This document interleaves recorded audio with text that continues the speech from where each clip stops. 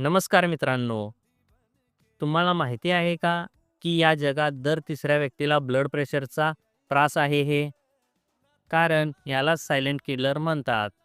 कारण याची लक्षणे सुरुवातीला दिसत नाहीत, पण शरीराच्या आत हे गंभीर नुकसान करत असतात. ब्लड प्रेशर म्हणजे काय?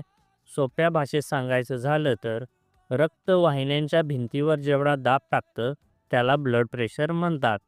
सामान्य किंवा निरोगी माणसाचा रक्तदाब 120 ते 80 असा असतो.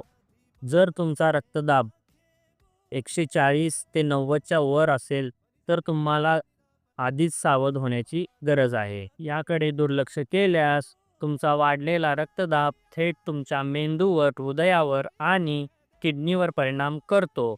त्यामुळे तुम्हाला हार्ट अटॅक आणि पॅरालिसिसचा धोका वाढतो.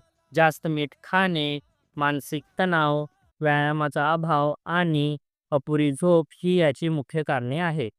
आता यावरचे उपाय खूप सोपे आहेत. उपाय नंबर 1, दररोजच्या जेवणातील मिठाचे प्रमाण कमी करणे. उपाय नंबर 2, दररोज किमान 30 मिनिटे वेगाने चाला.